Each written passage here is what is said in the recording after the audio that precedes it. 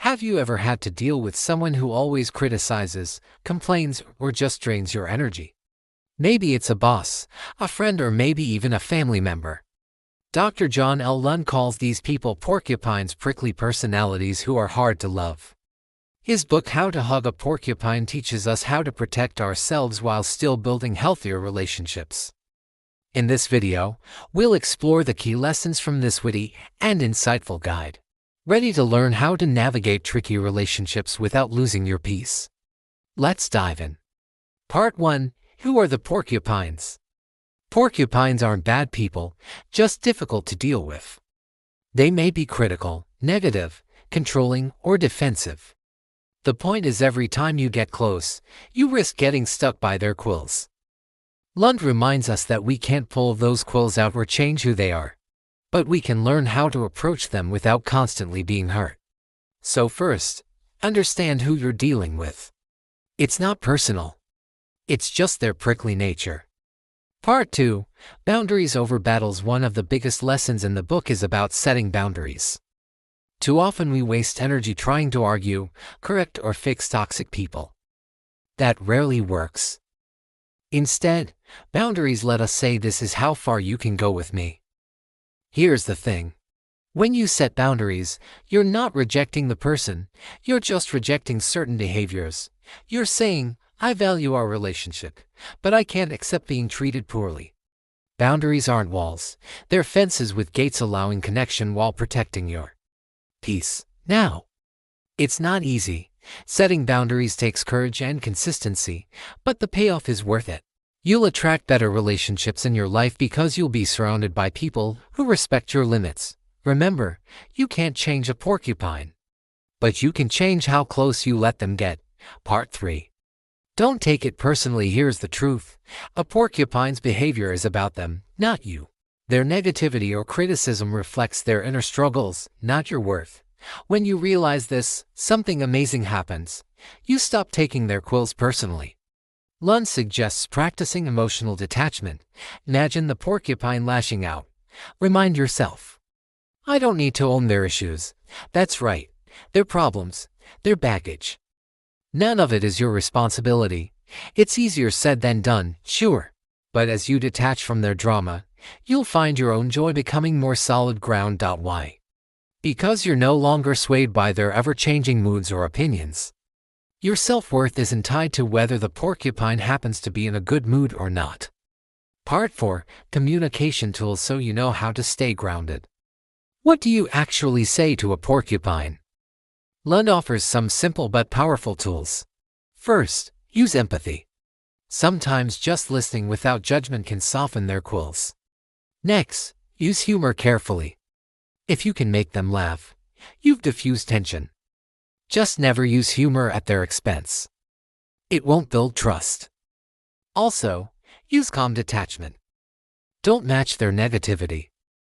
Stay calm and centered, almost like you're reading a weather report. Clearly state your feelings without blaming them. This is perhaps the most important skill you'll ever learn. Knowing how to communicate effectively with porcupines is a game changer. It doesn't always change the porcupine, but it does keep you from being pulled into their storm. Part 5. The importance of self-care. If you have a porcupine in your life, you already know how draining they can be. Loving or even tolerating them takes energy. That's why Lund emphasizes self-care. When someone's negativity is rubbing you the wrong way, take a step back. Don't react. Ask for what you need. Whether it's time alone, a chat with a supportive friend, or a relaxing bath. Prioritize your well-being. Spend time with people who uplift you. Rest. Recharge and remind yourself of your own value. Think of it this way. If you're going to hug a porcupine, you'd better be wearing protective padding. That padding is your emotional health. But self-care isn't selfish. It's essential. Imagine trying to help someone who's constantly bringing you down. You'll eventually run out of energy. When you take care of yourself, you're better equipped to handle any prickly situation. And here's the beautiful part.